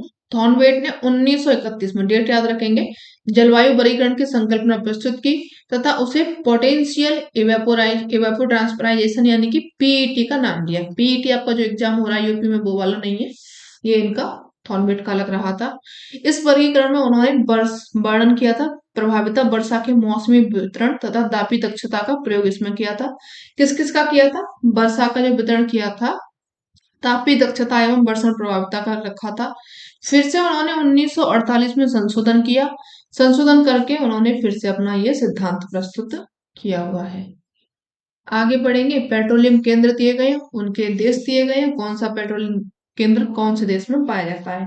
अल्वान है, अल्वान पाया जाता है आपको कहाँ पे? इंडोनेशिया में। ये आपको कुछ क्वेश्चन नए देखने को मिल रहे हैं, तो इनको आप एक काम करेंगे कि आप ले लेंगे एक पेज। ठीक है। 2 पेज ले लेंगे या फिर एक पतली सी कॉपी बनाएंगे, जो भी आपको नया दिख रहा है वो अपने पेज में लिख डालेंगे और बस खाली बैठे उसको एक बार में रिवाइज कर लेंगे, तो यहाँ पे क्या हो जाएगा, लोगों को पेपर टाइम में काफी इजी हो जाएगा। आधा झरी, आधा झरी कहाँ पे है? ये आपको ईरान में देखने को मिलेगा। ये सभी क्या है? पेट्रोलियम उत्पादक केंद्र है। सिनाई पेनिनसुला, जो सिनाई पेनिनसुला है, ये आपको देखने को मिलेगा मिस्र में। और जो आपका मिनास है, मिनास देखने को मिलेगा इराक में। तो आपका जो ऑप्शन सही हो जाएगा यहाँ पे, डी ऑप्शन सही हो जाएगा। ठीक, आगे बढ़ेंगे। लालिना के ऊपर क्वेश्चन पूछा गया है, क्या कारण है लालिना का? घटना परिघटित होती है किस कारण में? देख लीजिए, मध्य और पूर्वी प्रशांत महासागर के ऊपरी हवा के दबाव का कम होना होता है यहाँ पे, या फिर पश्चिमी प्रशांत क्षेत्र के ऊपर कमजोर उच्च दाब प्रणाली द्वारा सामान्य दाब स्थिति को स्थानांतरित करना, या फिर मध्य और पूर्वी प्रशांत क्षेत्र में असामान्य रूप से ठंडे जल का जमाव हो जाता है, जिसकी परिणति काफी तेज हो जाती है, व्यापारिक पवनों के रूप में इसका विकास हो जाता है। तो यही क्या होती है? लानिनो की घटना होती है। सी ऑप्शन इसमें आपका सही हो जाएगा। ठीक है, ये इसमें व्याख्या दी गई है, आप पढ़ लेंगे। नेक्स्ट क्वेश्चन पूछेंगे। लानिनो का जो आविर्भाव होता है पश्चिमी प्रशांत महासागर के उष्णकटिबंधीय भाग में तापमान में वृद्धि होने के बाष्पीकरण से होता है। अधिक होने से इंडोनेशिया और जो उसके पास वाले जो भाग होते हैं, सामान्य से अधिक उसमें जल वर्षा होने लगती है। भारत में ग्रीष्मकाल मानसून अधिक सक्रिय हो जाता है। लानिनो जब आता है तो क्या होता है? अपने इंडिया के लिए अच्छा माना जाता है, क्योंकि वर्षा की मात्रा बढ़ जाती है। आगे बढ़ेंगे। भारत के विभिन्न राज्यों की कृषि गहनता के सही आरोही क्रम में लगाना है, यानी कि छोटे से बड़े में लगाना है। इनके संदर्भ में विकल्प में सही विकल्प चयन करना है। कौन सा हो जाएगा? कृषि के रूप में, कृषि की गहनता के रूप में पूछा गया है। तो आपका पहला हो जाएगा महाराष्ट्र, महाराष्ट्र के बाद में असम हो जाएगा, असम के बाद में बिहार हो जाएगा, बिहार के बाद में उत्तर प्रदेश हो जाएगा। सबसे ज्यादा गहन कहाँ पे मिलता है? आपको उत्तर प्रदेश में मिलेगा। छोटे से बड़े के रूप में जाना है हमको। ठीक है, ए ऑप्शन इसमें आपका सही हो जाएगा। आगे नेक्स्ट क्वेश्चन देखेंगे। नेक्स्ट क्वेश्चन इसमें आपका 73 नंबर है। नति लंब के संदर्भ में नति की दिशा हमेशा निम्नलिखित में से किस कोण पर होती है? नति की दिशा पूछी गई है, उसका कोण पूछा गया है। न्यून कोण पर, अधिक कोण पर, समकोण पर, या फिर ऋजु कोण पर। तो जो नति की दिशा बनती है आपकी, हमेशा कैसी बन जाती है? समकोण रूप में ये बन जाती है। सी ऑप्शन इसका आपका सही हो जाएगा। नति लंब के संबंध संदर्भ में नति की दिशा हमेशा समकोण पर होती है। नति के साथ में समकोण बनाने वाली रेखा को उस झुके हुए स्तर पर नति लंब कहते हैं। यह सदैव कितना होता है? नति के साथ में 90 डिग्री का यहाँ पे ये कोण बनाता है। आगे बढ़ेंगे। नेक्स्ट क्वेश्चन इसमें पूछा गया है कि किसी नियत समय में विविध फसलों के अंतर्गत क्षेत्र के अनुपात को निम्नलिखित में से क्या संज्ञा दी जाती है? विविध फसलें हैं यहाँ पे, इसके अंदर में जो क्या संज्ञा दी जाएगी? फसल युग्म, फसल सांद्रण, फसल पैटर्न, या फिर फसल विविधीकरण। ज्यादातर आप लोग क्या लगाएंगे? फसल विविधीकरण लगाएंगे, लेकिन यहाँ पे ये क्या होता है? फसलों का पैटर्न होता है। बी ऑप्शन इसमें आपका सही हो जाएगा। व्याख्या देख लीजिए। किसी नियत समय में, यानी कि एक समय है जिसको के निर्धारित किया चुका है कि इसमें हम ये वाली खेती करेंगे। विविध फसलें, कई तरह की फसलें हैं, उसके अंतर्गत क्षेत्र के अनुपात को फसल पैटर्न की संज्ञा दी जाती है। फसल युग्म या फिर सस्य संयोजन इसको कहा जाता है, क्रॉप कॉम्बिनेशन। इसका तात्पर्य होता है किसी क्षेत्रीय इकाई या फिर खेत में एक वर्ष में उगाई जाने वाली फसलों का जो साहचर्य होता है, यानी कि एक वर्ष में कितनी फसलें उगाई गई है, कौन कौन सी फसलें उगाई गई हैं, ये होता है सस्य संयोजन या फिर क्रॉप कॉम्बिनेशन। ठीक है, आगे बढ़ेंगे। नेक्स्ट क्वेश्चन देखेंगे। निम्नलिखित में से कौन सा भारत में मतदाता के मतदान के लिए अपेक्षाकृत कम महत्वपूर्ण निर्धारक है? कौन सा हो जाएगा? जाति मतदाता के लिए पूछा गया है ये। ठीक है, इन जो आपके मेन मेन टर्म है उनको देखते जाइएगा। जाति है, उम्मीदवार की शिक्षा है, धर्म, भाषा है, धन शक्ति है। तो सबसे कम जिसको माना गया है, तो देख सकेंगे आप, उम्मीदवार की शिक्षा है। कोई भी क्राइटेरिया नहीं रखा गया है कि जो हमारा प्रधान है, प्रधानमंत्री या फिर अन्य कोई भी सांसद वगैरह जो भी है, वो यहाँ तक ग्रेजुएटेड होना चाहिए, या फिर उसके पास में 12th वाली डिग्री होनी चाहिए, या फिर उसको मास्टर्स की डिग्री लेनी चाहिए। ये सभी इसमें नहीं रखा गया है, इसलिए हमारा देश क्या है, अभी क्या जा रहा है गड्ढे में। आप लोग को ज्यादा बताने की जरूरत नहीं है, सभी लोग समझदार हैं। बी ऑप्शन इसमें आपका सही हो जाएगा। नेक्स्ट क्वेश्चन देखेंगे यहाँ पे हम। भारत की राष्ट्रीय जनसंख्या नीति 2000 के अनुसार जनसंख्या स्थिरता की स्थिति प्राप्त करने का लक्ष्य वर्ष निम्न में से क्या रखा गया है? जो जनसंख्या नीति है उसकी स्थिरता को प्राप्त करने के लिए कौन सा वर्ष रखा गया है? तो 2040, 45, 50 या फिर 55।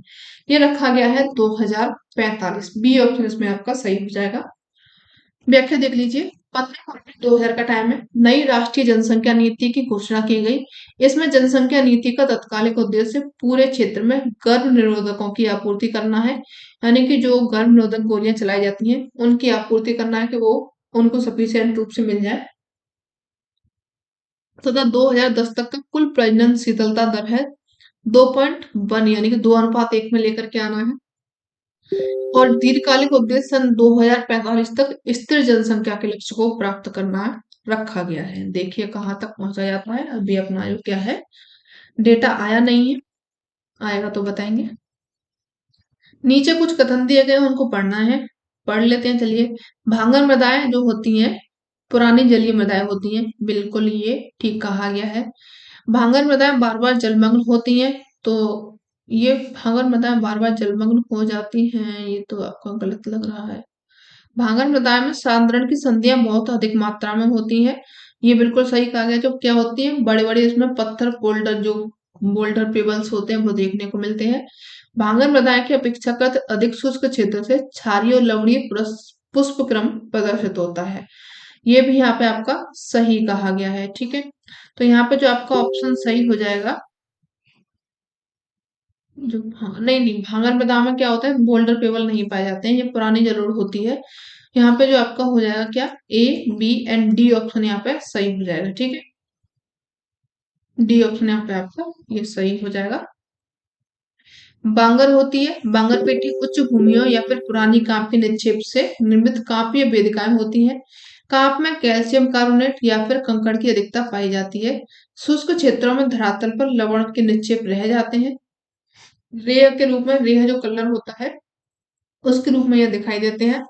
पांगर का निर्माण होता है चीका दोमट एवं बलुई दोमट के कारण इसका निर्माण होता है। ठीक है, आगे बढ़ेंगे, नेक्स्ट क्वेश्चन देखेंगे। निम्नलिखित में से कौन से कथन सही है पूछा गया है।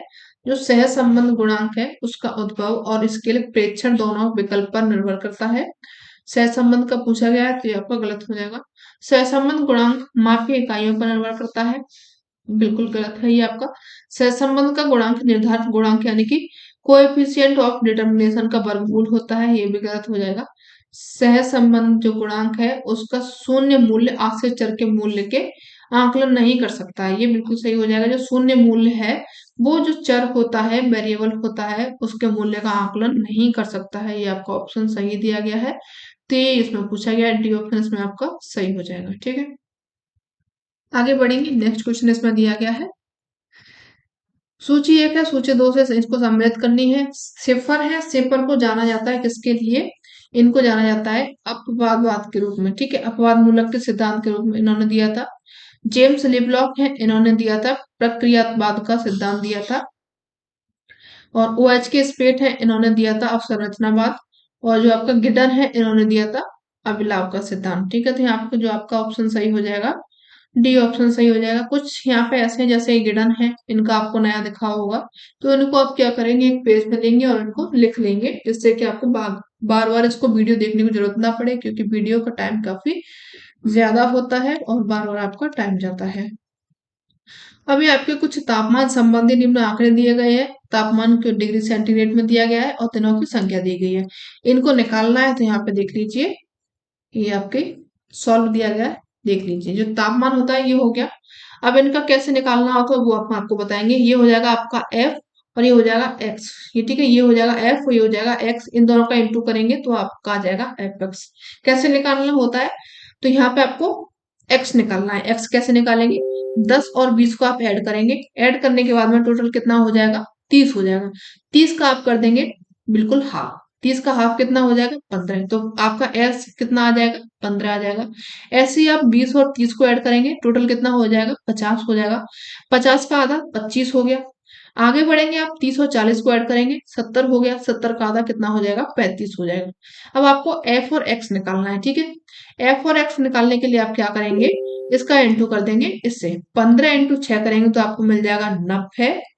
20 इंटू 25 करेंगे तो आपको मिल जाएगा 500। ठीक है, 5 इंटू 35 करेंगे तो मिल जाएगा आपको 175। टोटल कर लेंगे, इनका टोटल करने पर आ जाएगा 765, जो कि सिग्मा एफएक्स के द्वारा इनको लिखा जाता है। अब अपन लोग को निकालना है क्या, माध्य इसका निकालना है। माध्य कैसे निकालेंगे, इसका एक फॉर्मूला होता है, x bar is equal to sigma fx upon n. इसका जो एन है, एन कितनी हो जाएगी, ये नंबर ऑफ संख्या हो जाएगी इनकी कितनी, 6, 20, 5 को ऐड करेंगे तो टोटल कितने हो जाएंगे, 21 हो जाएंगे, 31 हो जाएंगे। ठीक है, तो अब अगर आपको सिग्मा एफ एक्स मिल गया, नंबर्स मिल गए, इनको आप निकाल लेंगे आसानी से। सिग्मा एफ एक्स बराबर 765 हो गया, ये 765 लिख दिया। अपॉन में इसके नंबर्स लिख दिए, नंबर कितने हो गए, टोटल 31 हो गए। डिवाइड कर देंगे इनका 24.767 इसका आंसर आता है, यानी कि निकटतम मान आपका कितना हो जाएगा, 25 इसका निकटतम मान हो जाएगा। ठीक है, आगे बढ़ेंगे। नेक्स्ट क्वेश्चन इसमें देखेंगे आपका 81 नंबर है। किसी भी बायो फोटोग्राफ के संबंध में जलोढ़ पंखों और विसर्पों की पहचान करने में बिंब निर्वचन के निम्नलिखित में से कौन सा तत्व सर्वाधिक उपयुक्त होता है, कौन सा हो जाएगा, आकार है, आकृति है, टोन है, व गठन है।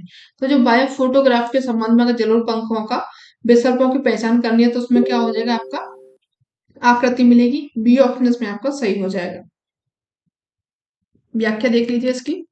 किसी भी बायो फोटोग्राफ के संबंध में जलोढ़ पंखों और विसर्पों की पहचान करने में बिंब निर्वचन की आकृति तत्व सर्वाधिक उपयुक्त होता है। वायुयान या फिर हेलीकॉप्टर में लगे परिशुद्ध कैमरे के द्वारा लिए गए फोटोग्राफ को बायो फोटो कहा जाता है। जो आपका वायुयान होता है, यानी कि जो वायुयान या फिर हेलीकॉप्टर को कहा जाता है, इसमें कैमरा लगा होता है, कैमरे में लगे गए फोटोग्राफ को बायो फोटो कहा जाता है। और इस तरह से प्राप्त किए गए फोटोग्राफ स्थलाकृति मानचित्र को बनाने तथा लक्ष्यों की व्याख्या करने के लिए बहुत उपयोगी ये माने जाते हैं। ठीक है, विश्व की जैसे आप फोटोग्राफी लेते हैं कि आपको इंडिया ऐसा दिख रहा है जहाँ पे कि लाइट लाइट जली दिख रही है, तो वो किसके द्वारा ली जाती है, बायो फोटो के द्वारा ली जाती है, जो कि कैमरा कहाँ पे लगा होता है, वायुयान या फिर हेलीकॉप्टर में ये लगा होता है।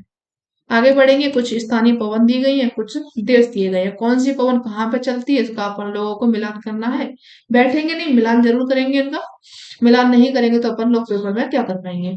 नॉर्वेस्टर है, नॉर्वेस्टर कहाँ पे चलेगी, न्यूजीलैंड में आपको चलेगी नॉर्वेस्टर, न से न्यूजीलैंड। ठीक है, यामी चलेगी, यामो, यामी इसमें दिया गया लेकिन कहीं कहीं पर इसको यामो लिखा आता है, तो कंफ्यूज नहीं होंगे, दोनों पवन एक ही है। यामो चलती है जापान में, फोन चलती है आपकी स्विट्जरलैंड में, और चिन्यूक चलती है यूएसए में। ठीक है, ऑप्शन आपका सही हो जाएगा बी ऑप्शन। आगे बढ़ेंगे, नेक्स्ट क्वेश्चन देखेंगे, थोड़े से और रह गए, धैर्य बना के बैठे रहेंगे। 83 नंबर का क्वेश्चन इसमें दिया गया है कि निम्नलिखित में से किसने आर्थिक विकास के मूल बाह्य मॉडल यानी कि कोर पेरिफेरी मॉडल का प्रतिपादन किया गया है। कोर पेरिफेरी मॉडल किसने दिया है, रोस्टोव ने, फ्राइडमैन ने, मेडल ने, या फिर हॉर्समैन ने। तो जो आपका कोर पेरिफेरी मॉडल है ये दिया हुआ है जॉन फ्रीडमैन ने। बी ऑप्शन इसमें आपका सही हो जाएगा। व्याख्या इसकी देख लेंगे, व्याख्या जरूरी है देखना। फ्रेडमैन ने आर्थिक विकास के मूल बाह्य मॉडल कोर पेरिफेरी मॉडल का प्रतिपादन किया हुआ है। फ्रीडमैन के केंद्र परिधि मॉडल में केंद्र तथा परिधि के संबंध में इस तरह के होते हैं कि केंद्र अमीर होता जाता है और जो परिधि होती है वो और से और ज्यादा गरीब हो जाती है। ठीक है, ये किसका दिया गया है, फ्राइडमैन ने दिया हुआ है। कोर पेरिफेरी मॉडल, जो केंद्र भाग होता है, जो कोर एरिया होता है, वो क्या होता है, अमीर होता जाता है और भी ज्यादा अमीर हो जाता है, लेकिन जो उसके बाहर का जो एरिया है वो क्या हो जाता है, गरीब और भी ज्यादा गरीब होने लगता है। आगे बढ़ेंगे, 84 नंबर क्वेश्चन आपका आ चुका है। जनसंख्या वृद्धि के सैडलर के सिद्धांत के संबंध में निम्नलिखित कथनों में से कौन सा सही कथन है, ये पूछा गया है, देख लीजिए। जनसंख्या वृद्धि में खाद्य आपूर्ति वृद्धि के विपरीत संबंध है, ये ऐसा उन्होंने नहीं कहा है। जनसंख्या में वृद्धि ज्यामितीय अनुक्रम में होती है जबकि खाद्य आपूर्ति अंकगणितीय में होती है, ये इन्होंने नहीं कहा है। जो आपके दूसरे रहे थे मास्टर्स, उन्होंने कहा हुआ था। जनसंख्या वृद्धि का सैडलर का सिद्धांत जनसंख्या वृद्धि के अधिक सिद्धांतों से जुड़ा हुआ है, ऐसा भी नहीं है। मानव की जनन क्षमता में जनसंख्या घनत्व के विपरीत अंतर होता है, ये इनका सैडलर ने कहा हुआ है, तो डी ऑप्शन इसमें आपका सही हो जाएगा। व्याख्या देख लीजिए, सैडलर हैं जो कि माल्थस के समकालीन माने जाते हैं। इन्होंने बताया है कि जनसंख्या वृद्धि का प्राकृतिक सिद्धांत माल्थस के सिद्धांत ठीक उल्टा है। जो माल्थस ने दिया था उसके ठीक उल्टा है किसका सिद्धांत, सैडलर का। ठीक है, उनके अनुसार जनसंख्या घनत्व में वृद्धि के साथ में मनुष्य वृद्धि प्रकृति घटती जाती है, यानी कि क्या होता है, जब जनसंख्या घनत्व में वृद्धि होती है तो मनुष्य की वृद्धि क्या होती है, प्रकृति घटती जाती है। ये किसने कहा हुआ है, सैडलर ने कहा है। आगे बढ़ेंगे, नेक्स्ट क्वेश्चन देखेंगे। नेक्स्ट क्वेश्चन है इसमें आपका, डी विटलस ने समस्त विश्व को कितने प्रकार के कृषि प्रदेशों में बांटा हुआ है? तो ये आपके जो टोटल कृषि प्रदेश हैं 13 में इन्होंने बांटा हुआ है, जिनसे कि क्वेश्चन आता है। आगे आपके 13 प्रदेश के किसी न किसी क्वेश्चन में व्याख्या आ जाएगी तो वो आपको करा देंगे। ठीक है, यहाँ पे क्या है, लिखना भी बहुत टाइम लग जाएगा, वैसे भी सेशन काफी लंबा हो चुका है। व्याख्या देख लीजिए इसकी। सर्वप्रथम 1936 ईस्वी में विटलसी ने विश्व के कृषि प्रदेशों का सीमांकन किया। इन्होंने विश्व को बांटा हुआ है, टोटल 13 कृषि प्रदेशों में बांटा हुआ है। आगे बढ़ेंगे, नेक्स्ट क्वेश्चन इसमें देखेंगे, बर्लिन है सेंटर फॉर फ्यूचर रिसर्च द्वारा प्रयुक्त जीवन की गुणवत्ता के निम्नलिखित संगठकों को अवरोही क्रम मान के अनुसार व्यवस्थित करना है। देख लीजिए, शारीरिक, मानसिक, सांसारिक एवं आध्यात्मिक। तो इस centre for research future research के द्वारा इसको देखा जाता है, अवरोही क्रम में इनको लगाना है, बड़ी से छोटे में लगाना है। तो यहाँ पे आपका सही हो जाएगा क्या, पहला हो जाएगा मानसिक, मानसिक के बाद में आपका शारीरिक आएगा, शारीरिक के बाद में आध्यात्मिक आएगा, आध्यात्मिक के बाद में सांसारिक आ जाएगा। ठीक है, जो आपका ऑप्शन सही हो जाएगा, सी ऑप्शन यहाँ पे सही हो जाएगा। ठीक है, Berlin centre for future research द्वारा प्रयुक्त जीवन की गुणवत्ता के संगठकों को अवरोही क्रम में माना गया है।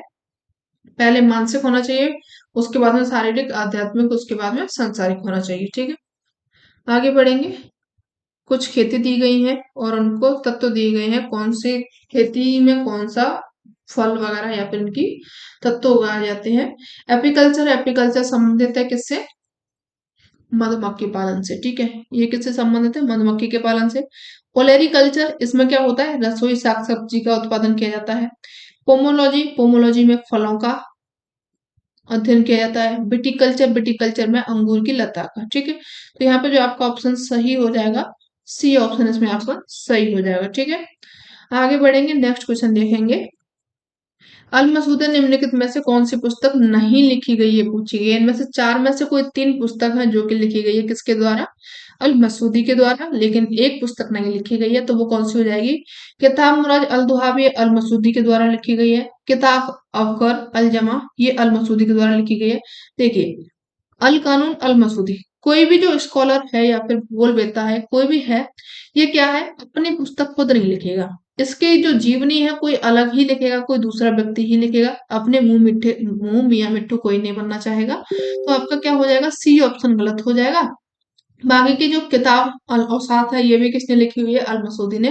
वही जो अल मसूदी लिखी हुई है, ये किसने लिखी है, अल बैरूनी ने लिखी है। ठीक है, देख लीजिए अल बैरूनी की कुछ और पुस्तकें हैं, उनको देख लीजिए।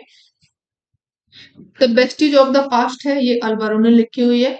अथर अल वकिया है, किताब अल जमाहिर है, तारीख अल हिंद है, किताब अल सैयदाना है, ये किसने लिखा है, ये अल बरूनी की पुस्तक है। ठीक है, अल मसूदी और अल बरूनी दोनों हो चुके हैं, इनको आप एक पेज में नोट कर लेंगे। ठीक है, आगे बढ़ेंगे।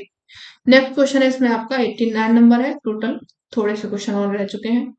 लाभप्रदता के स्थानीय हंसियों के संबंध में डीएम स्मिथ के सैद्धांतिक मॉडलों में यदि लागत नियत हो तो स्थानिक राजस्व वक्राकृति होगी, कितनी होगी, बी आकार की, यानी कि क्या हो, लागत उसमें नियत हो तो राजस्व की वक्राकृति पूछी गई है। बी नुमा होगी, इस तरीके की होगी, या फिर इस तरीके की होगी, या फिर एस नुमा होगी, या फिर चतुर्भुजाकार होगी। तो यहाँ पर लागत नियत पूछा गया है, तो यहाँ पे जो आकृति देखने को मिलेगी, इस तरीके की आकृति देखने को मिलती है। ठीक है, ऑप्शन आपका ए सही हो जाएगा।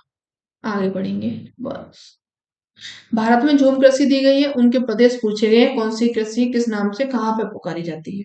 झूम कृषि है, इसको देखा जाएगा तो ये कहाँ पे बोली जाती है, उत्तर पूर्वी जो भारत क्षेत्र है वहां पे झूम बोला जाता है। कुमारी देखने को मिलेगी आपको पश्चिमी घाट में, बन्ना देखने को मिलेगी आपको दक्षिण पूर्वी राजस्थान में, और पोडू देखने को मिलेगी आंध्र प्रदेश में। ऑप्शन आपका यहाँ पे सही हो जाएगा, बी ऑप्शन सही हो जाएगा। ठीक है, आगे बढ़ेंगे। किस वातावरणीय चरण में उष्ण हवा ऊपर की ओर में उठती है तथा ठंडी हवा ठंडी होती है, संघनित होती है और बरसाती होती है, यानी बारिश करती है। तो कौन सी हो जाएगी आपकी, अप्रगामी अग्र हो जाएगा, उषाग्र हो जाएगा, शीताग्र हो जाएगा, या फिर आदि धारण ऑकुलरेट अग्र हो जाएगा। ये कौन सा हो जाएगा, जब उषाग्र होगा। ठीक है, उष्ण होगा यानी कि नीचे गर्मी मिलेगी, तो जो ठंडी हवा होगी वो ऊपर चली जाएगी, ऊपर जाएगी, हवा ऊपर उठेगी, ऊपर होकर के क्या हो जाएगी, ठंडी हो पहले वो क्या होगी, नीचे गर्म होगी, गर्म होगी, गर्म होने के बाद में हल्की होगी, हल्की होगी, ऊपर जाएगी, नीचे उसको ठंडी वायु मिलेगी, ठंडी वायु के साथ में वो मिल जाएगी, मिल जा करके संघनित होगी, संघनित होने के बाद में बारिश करेगी। तो ये कैसा हो जाएगा आपका क्षेत्र, उष्मांगण बनेगा। बी ऑप्शन इसमें आपका सही हो जाएगा। आंसर देख लीजिए, इसकी व्याख्या देख लीजिए। आगे बढ़ते हुए, उष्मागम वायु राशि है, जब किसी ठंडी वायु राशि को ऊपर चढ़ती है तो उसे उष्ण वाताग्र कहा जाता है। उष्ण वाताग्र सदैव दाई से बाई ओर को बढ़ता है। कैसे चलता है, दाई ओर से, यानी कि जो आपका हाँ लेफ्ट राइट से लेफ्ट में चलता है। इसका ढाल जो मध्य अक्षांशों में 1:100 से लेकर के 1:400 के बीच में पाया जाता है। ये अनुपात याद रखेंगे क्योंकि इनसे भी क्वेश्चन कई बार पूछा गया है। एक दो क्वेश्चन शायद देखने को मिला है, किसमें देखने को मिला है याद नहीं आ रहा है, लेकिन ये अनुपात पूछा गया है। आगे बढ़ेंगे।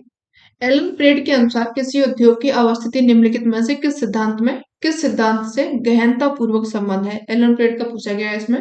न्यूनतम लागत का सिद्धांत है, लाभ और वृद्धि का सिद्धांत है, पारिस्थितिक सिद्धांत है, या फिर व्यवहार परक सिद्धांत है। जो एलन प्रेड है उन्होंने दिया था क्या, व्यवहार परक सिद्धांत उन्होंने दिया हुआ है। डी ऑप्शन इसका सही हो जाएगा। और जो आपका न्यूनतम लागत सिद्धांत है किसने दिया था, अल्फ्रेड वेबर ने। आगे बढ़ेंगे, थोड़े से क्वेश्चन आ रहे हैं बस, ये आपके एसएससी रीजन के क्वेश्चन है, इनको देख लीजिए। सिंधु गंगा का मैदान विश्व के अधिक घनत्व वाले क्षेत्रों में एक है, यानी कि जो सिंधु गंगा का मैदान है विश्व के अधिक घनत्व वालों में क्षेत्रों में से एक माना जाता है। सिंधु गंगा के मैदानी भाग के पास में उर्वर जमीन है, पर्याप्त जल है, बिल्कुल ठीक कहा गया है। और ये जो विश्व में इसको घनत्व वाले क्षेत्रों में एक माना जाता है, क्यों उसका घनत्व सबसे ज्यादा माना जाता है, क्योंकि वहां पर क्या है, मैदानी जमीन मिल जाती है लोगों को उनके लिए, और जमीन अच्छी मिल जाती है, पर्याप्त उनको जल मिल जाता है, और खेती के लिए अच्छा खासा मैदान मिल जाता है, अच्छी खासी मिट्टी मिल जाती है। इसी के कारण वहां पे क्या पाया जाता है, सबसे ज्यादा घनत्व पाया जाता है। तो ये आपका जो ऑप्शन हो जाएगा यहाँ पे, इसकी व्याख्या भी कर रहा है, सही भी कह रहा है, तो ऑप्शन आपका ए सही हो जाएगा। आगे बढ़ेंगे, नेक्स्ट क्वेश्चन देखेंगे। इसको देख लीजिए आप थोड़ा सा। सिंधु गंगा का मैदान है विश्व के अधिक घनत्व वाले क्षेत्रों में से एक है, क्योंकि सिंधु गंगा के मैदानी भाग के पास में उर्वर जमीन मिल जाती है और पर्याप्त जल मिल जाता है। सिंधु नदी मानसरोवर झील के समीप में बोखरछू हिमानी से निकलकर तिब्बत के पठारी क्षेत्र से होकर के उत्तर पश्चिम दिशा में प्रवाहित होते हुए चांगला दर्रे के समीप भारत में प्रवेश करती है, और उसके बाद में लद्दाख जांचकर के मध्य निर्मित घाटी में ये बहती है। ठीक है, आगे बढ़ेंगे, नेक्स्ट क्वेश्चन देखेंगे। निम्नलिखित कथनों पर वायु संहति गुणों के संबंध में विचार करना है। वायु का विस्तार, जो वायु का विस्तीर्ण निकाय बॉडी काफी समान भौतिक गुण होता है, हल्की अपसारी हवाओं से संबंध होता है, अवसरण क्षेत्र में संबंध होता है। तो इसमें क्या पूछा गया है, वायु के संहति गुणों का संबंध इसमें पूछा गया है।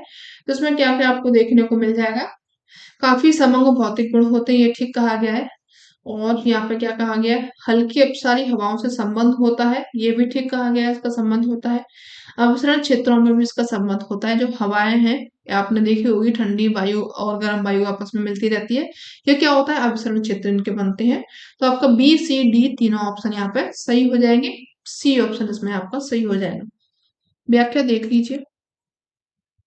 वायु संहति गुणों के संबंध में सी विकल्प सत्य क्यों है। जो वायु राशि के निर्माण है उसके लिए प्रतिचक्रवाती दशाएं होनी चाहिए, जिसमें कि वायु में स्थिरता होती है। वायु राशि निर्माण के लिए एक समतल आधार पृष्ठ का होना आवश्यक होता है। वायु राशि निर्माण के लिए एक समतल आधार पृष्ठ का होना आवश्यक है। वायु राशि निर्माण के लिए पृष्ठ तल भी एक समान होना चाहिए। ठीक है, क्या होना चाहिए, उसका जो पृष्ठ तल होता है वो भी एक समान होना चाहिए, तभी वायु राशि जो बनते हैं, वातावरण से बनते हैं, वो बन पाएंगे। नेक्स्ट देखेंगे। जम्मू कश्मीर के निम्न हिमालय क्षेत्रों को समुद्र तल से औसत ऊंचाई के संदर्भ में अवरोही क्रम में चुनना है, देख लेते हैं। जांस्कर पीर पंजाल लद्दाख काराकोरम, या फिर काराकोरम लद्दाख जांस्कर पीर पंजाल, इनको कहाँ से पूछा गया है, जम्मू कश्मीर के निम्न हिमालय क्षेत्र से समुद्र तल के औसत ऊंचाई में पूछा गया है।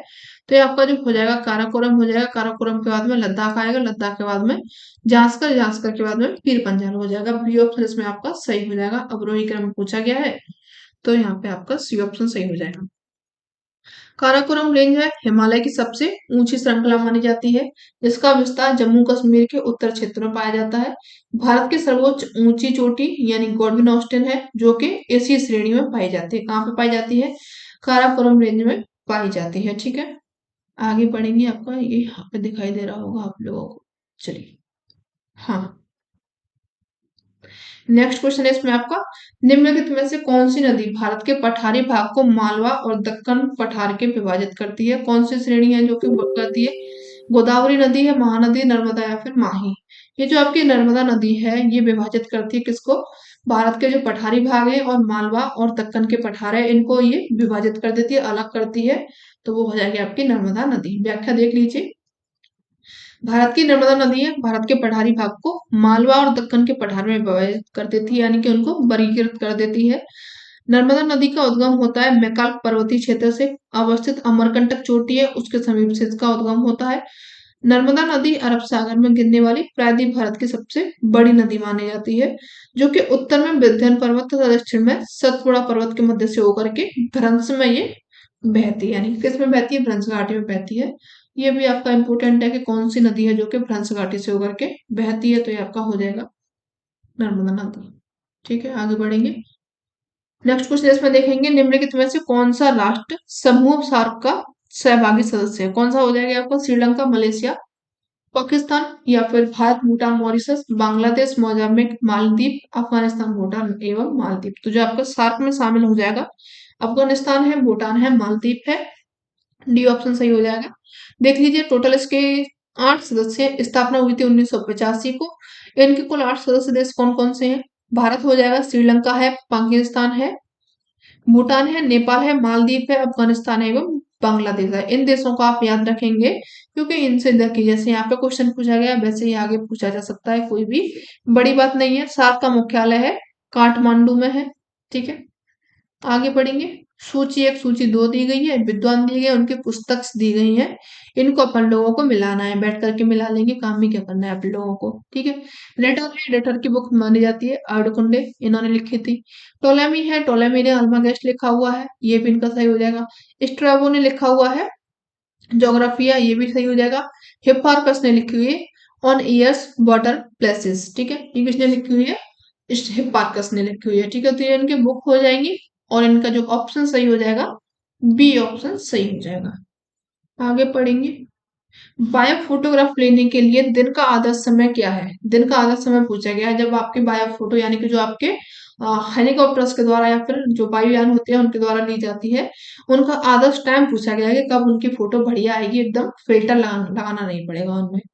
जब सूर्य की स्थिति निम्न तिर्यक दोपहर के पहले और बाद में, या फिर सूर्य की स्थिति उच्च तिर्यक सुबह और शाम में, सूर्य की स्थिति लगभग लंबवत दोपहर में, या फिर दिन के किसी भी समय। तो जो सबसे आदर्श समय जो माना जाता है बायो फोटो लेने के लिए वो माना जाता है दोपहर के पहले और बाद का समय माना जाता है। तो ए ऑप्शन इसमें आपका सही हो जाएगा, जब सूर्य की स्थिति क्या होती है? निम्न तिर्यक होती है। ठीक है, चलिए आगे बढ़ेंगे। नेक्स्ट क्वेश्चन, लास्ट क्वेश्चन देखेंगे। इसमें आपको ये क्वेश्चन दिख रहा है क्या? दिख रहा है। ठीक है, चलिए आगे बढ़ेंगे। निम्नलिखित में से कौन सुमेलित नहीं पूछा गया है? तो एटी सैडलर है, इनको जाना जाता है इकोनॉमिक थ्योरी जो पॉपुलेशन ग्रोथ के लिए सुमेलित नहीं पूछा गया है। तो इन्होंने अपना क्या दिया था? लॉ ऑफ पॉपुलेशन दिया था। ठीक है, ना कि इकोनॉमिक थ्योरी ऑफ पॉपुलेशन दिया था, तो ये आपका गलत हो जाएगा, तो यही सही हो जाएगा। बाकी डब्ल्यू सी प्लोडेन है, इन्होंने सेंसस ऑफ इंडिया दिया था, बिल्कुल सही हो जाएगा। एफ डब्ल्यू नोटेस्टीन है, इन्होंने डेमोग्राफिक ट्रांजिशन थ्योरी दी थी। और जो इजी रेवेस्टीन है, इन्होंने लॉज ऑफ माइग्रेशन से संबंधित सिद्धांत दिया था, तो ये भी आपका सही हो जाएगा। तो जो एम टी सैडलर है ब्रिटिश भूगोलवेत्ता रहे थे, इन्होंने अपना सिद्धांत दिया था लॉ ऑफ पॉपुलेशन नामक पुस्तक में प्रतिपादित किया था, ना कि economic theory of population growth दिया था। ठीक है, तो आपका ऑप्शन यहाँ पे ए सही हो जाएगा। और इसी को लेकर आपके जो 2019 का पेपर था जून में जो हुआ था नेट जेआरएफ का पेपर ये हुआ था, ये कंप्लीट हो चुका है। अब अपन देखेंगे दिसंबर 2019 में जो पेपर हुआ था उसको देखेंगे। ठीक है, उसके बाद में हम आपका जो पेपर है और भी पीडीएफ बनाने वाले हैं। ठीक है, कल आपका जो पेपर है दिसंबर 2019 का कंप्लीट हो जाएगा, उसके बाद में अन्य पेपर्स को डिस्कस करेंगे। सेशन कैसा लगा? अच्छा लगा हो तो सेशन को लाइक कर लें, चैनल को सब्सक्राइब कर लें एंड फ्रेंड्स को कर दें शेयर। ठीक है, मिलते हैं नेक्स्ट सेशन में, तब तक के लिए धन्यवाद, goodbye, bye bye, take care.